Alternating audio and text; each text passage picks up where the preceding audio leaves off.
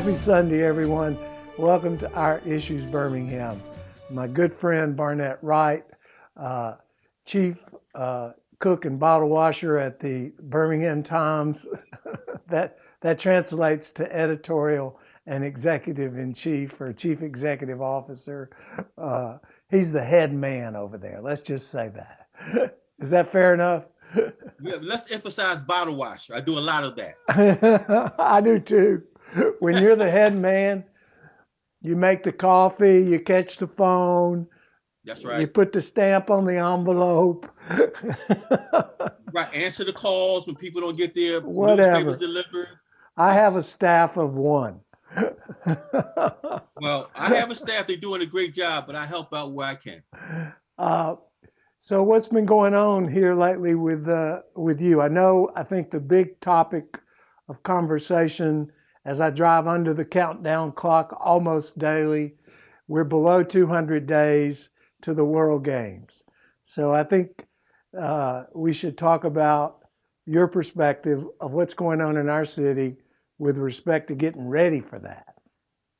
Well, I'm glad you asked that. We kicked off the new year. Our first edition was on the World Games. And because this is going to have a humongous impact on the city of Birmingham. Birmingham has had a certain reputation, in the past, we know about the civil rights problems. But Tommy, this is an opportunity for people to get a whole new vision of the city of Birmingham, what it looks like in 2022, not what it looked like in 1963, what it looks like in 2022. Brand new stadium, legacy arena, regional cooperation that we've had having now that we probably haven't had in the last 2 or 3 decades. Okay. So people will get a chance to see the best of Birmingham beginning on July 7th. Are we ready for that? Well, let me take that back. I know we're not ready, but will we be ready? I think we will be ready. I think we're getting ready. I think all the pieces are being put in place. Everybody's working together. Murals are going up. Trees are being planted.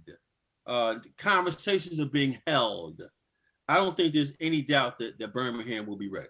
I attended a presentation from Bryson Stevens just recently, EBSCO Industries, about a plan to clean up the Elton B. Stevens Expressway and to put a park in that area.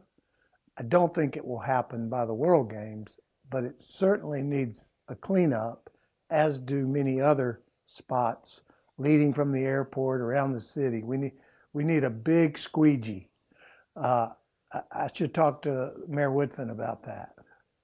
Yeah, but I think there are other things that are going on, like Birmingham City Walk, right under the interstate. Okay, Yes. I think a lot of things are being done very quietly. They are not having press conferences to announce them. 20th Street. There's been some renovations being done there. The airport is going to have about $7-8 million worth of renovations, new seats. Um, I think you're going to see once people come into Birmingham, starting with Shuttlesworth Airport, and during those 2 weeks, I think they're going to see a whole new city. And the great thing about it is that it could be a launching point, for the future of Birmingham. These amenities that are being put in place for the World Games are things that residents and visitors will enjoy for decades to come. The airport is my thing, and the lack of direct flights is my thing. So surely the airlines are going to help us out by changing the dynamics of the inability of people to fly here without stopping somewhere else. I hope. You said they're adding some seats. But they're adding like in the terminals, more cushion seats, uh, Ah, more Wi-Fi. I think better seats. for people They, that are the, here. the renovations. So they're doing a lot to make the airport more attractive for those visitors who will be coming to Birmingham this summer. Oh, good. Um, if you had to suggest something to the public, if they wanted to lend a hand, I know volunteers are needed. Uh, do you have any awareness of what they could possibly do or how they would go about doing it? Yeah, there's a website. World Games has set up a website for volunteers, and I mean that's a great way to meet people. And I'm totally give like you get this swag bag, right? You'll get access to the events. You'll get T-shirts. You'll get hats. And I think the bigger part is that you can say you're a part of history. I mean, you can look back and say that as a volunteer, I contributed to this once in a lifetime event. And not only the city of not only America, I mean, not only the city of Birmingham, but America, right? Because these games only come around very, very rarely. The last time I think it was held was in California in 1981. Wow. Yeah, so it's a global event, but to have it in the United States, to volunteer, you can say you're a part of history. Do you know who we beat out for this? I do not offhand, but I knew we were in competition with a lot of cities around the globe. That's true, and I remember talking to someone about this, and it's not the major cities that they go after. Correct. They go after the maybe less than Los Angeles, less than New York City to get the job. So we should be very proud of being in this position as a city. Yes. We're going to take a short break and we'll come back and talk specifically, I think, more about the city of Birmingham and what's going on governmental-wise there. Don't leave me. I need you. This is Our Issues Birmingham. We'll be right back.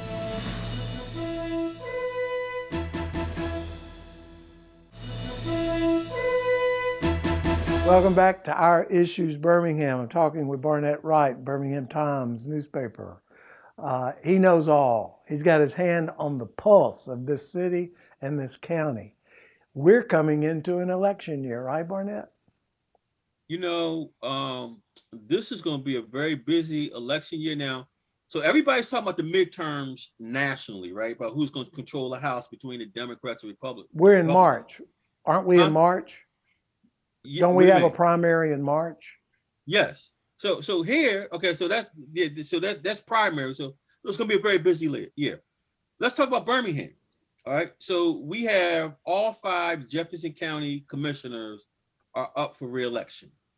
So you have Scales in District 1, you have Tyson in District 2, you have Stevens in District 3, you have Knight in District 4, and you have Steve Ammons in District 5.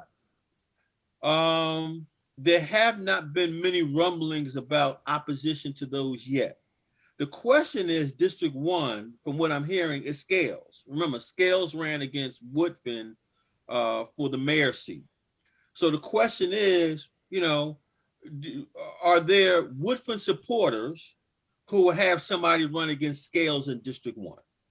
I mean, that's something to watch. Where is District 1? Is that Centerpoint? District 1 is in the east side of town, correct. Okay. I know in the city, District 1 is the Centerpoint Parkway. Right. So it's the same. Okay. It's the same area. Okay.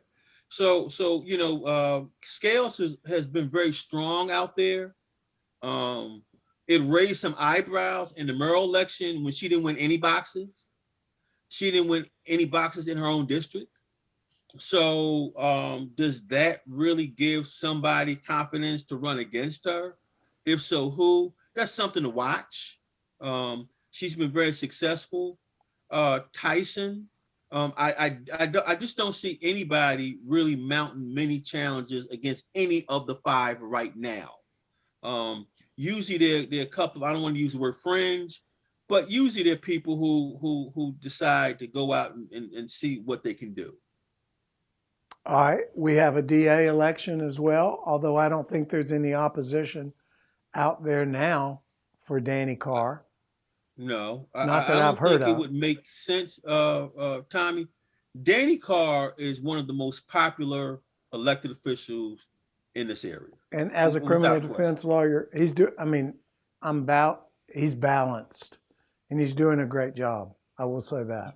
And that's what I've been hearing from people out in the community. Mm-hmm. And you know, he's just done everything that could be asked of a district attorney, you know, and not just what he does respective to his office, but he also serves as a mentor in the school systems and programs to try to rehabilitate people, not just lock them up, right?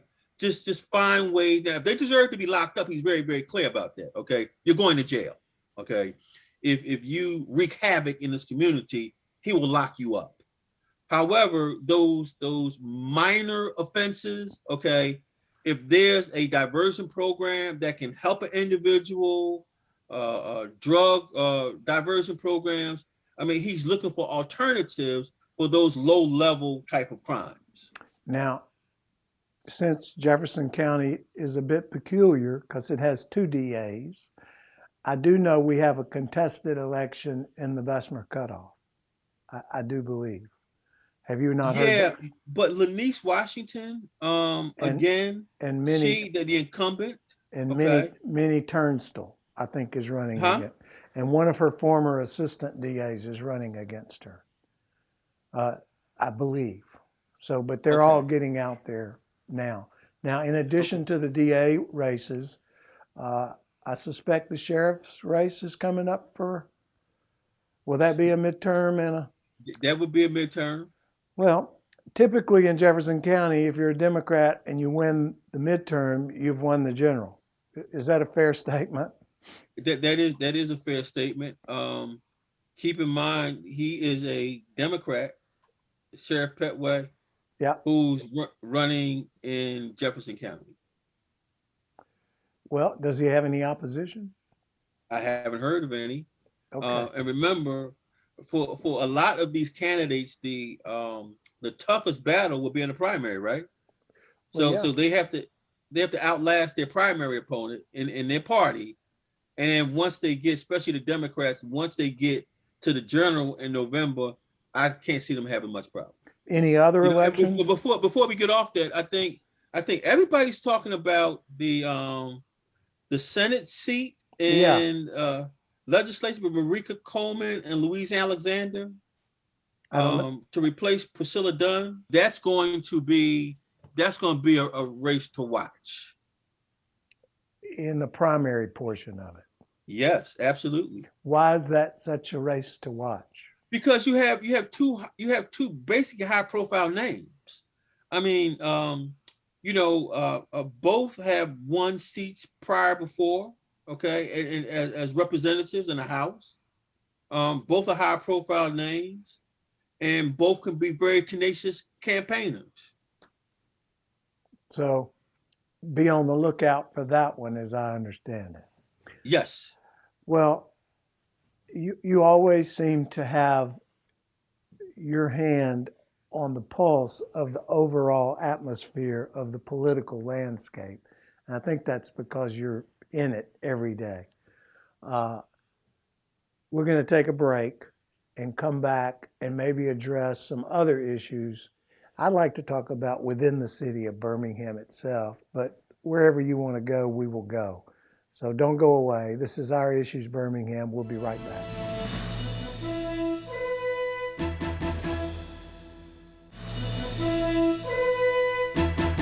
Welcome back to Our Issues Birmingham. Speaking with Barnett Wright needs no introduction, really beyond that. A fixture around our city for the last few decades.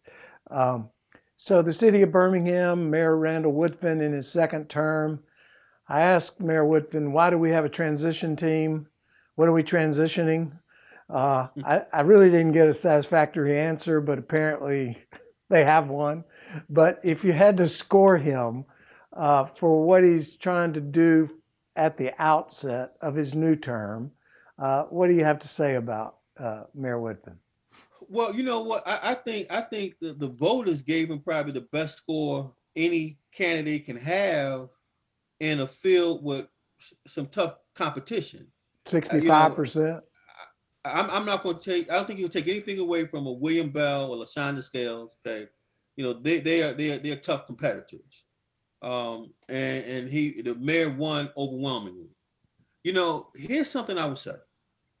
Um, this could be a legacy defining term for Mayor Woodfin, and I say that because of this. Crime has increased every year since 2018.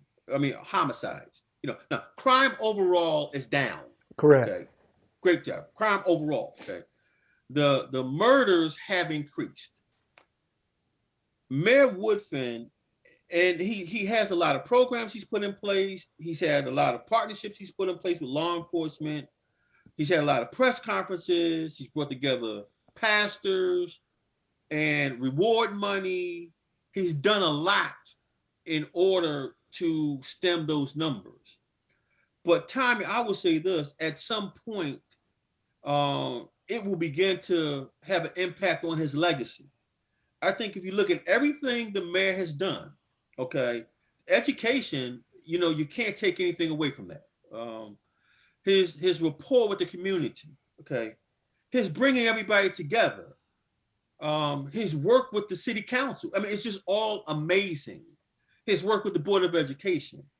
But that one thing that still is out there are the crime number. No, I'm sorry, are the number of homicides. Yeah. And he has to address that.